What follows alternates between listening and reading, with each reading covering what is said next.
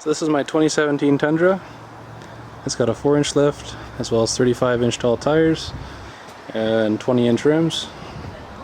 I haven't had this vehicle for too long, and I've taken on a few long road trips, and not having a spare tire that would be able to work with the rest of the vehicle is giving me a bit of anxiety, because it would essentially leave me a bit stranded. I'm sure I could limp it on the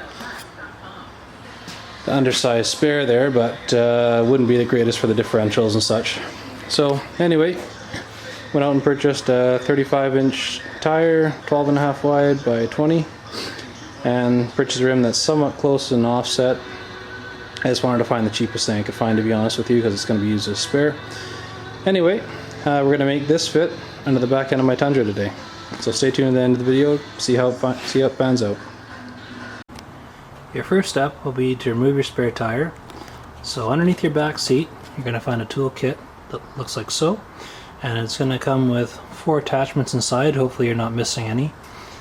You're going to want to assemble this one with a hook, along with one extension. I've also added a little piece of rubber hose cut in half just to protect my paint, which I'll show you later, which it will protect. And so when you have this assembled, you have your tire iron here, and this end here with the square, you're going to want to insert that into this end here. And once you engage the hook portion into the slot I'm about to show you, rotate it in a counterclockwise fashion to lower your spare. So on the back end of your truck, you're going to want to come to just over top of the license plate here, and just below your tailgate there'll be a little slot. As you can see in the camera, it's trying hard to focus, but there you go. So that slot there, you're going to want to engage with that hook that I showed you earlier, and rotate your whole assembly in a counterclockwise fashion to drop your spare. Under the truck here, I just did a quick measurement with the spare tire out of the way. So between the 2 shackles on either side, I have about 34.5, and from the center point between both leaf springs I have about 36 inches. So my full-size spare here, that's a 35, 12.5, 20 tire, measures about 34.5 inches tall.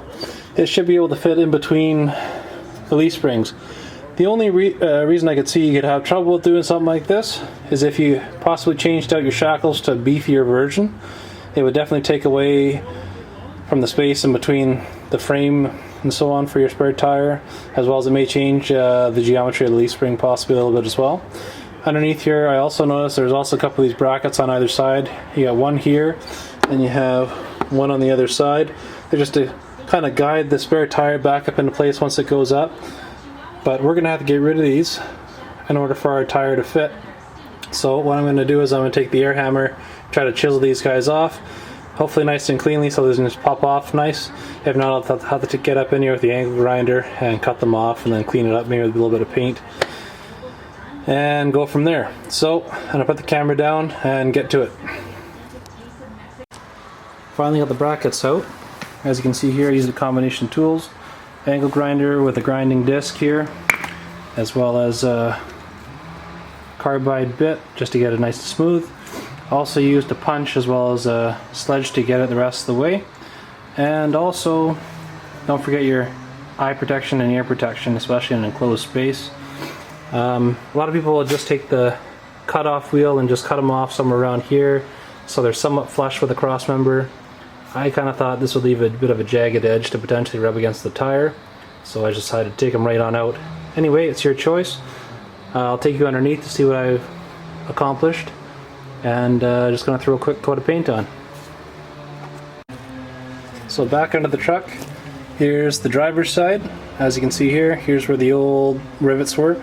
I couldn't get them fully punched out of the frame, but that's okay. Anyway, just give it a bit of the old rattle can here, a little bit of flat black. And same on the passenger side here. Just got to give it 1 or 2 more coats of paint, along with a bunch of fluid film everywhere to get in all these little nooks and crannies around here that I won't be able to reach later on. And we'll give the tire a test fit. Have the spare tire in place and ready for a test fit. Just have to reel it up. Full size spares all the way up and in. I got about a 1/2 inch of clearance on both sides on both leaf springs, as well as I got about 2 to 3 inches away from the exhaust.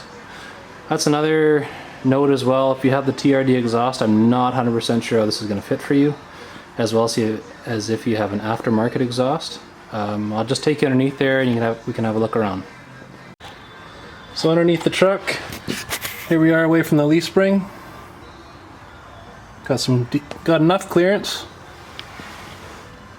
Then behind the trailer hitch, you got maybe, I don't know, 1/4 inch, maybe 3/8. And take you over to the other side here as well. So away from the exhaust,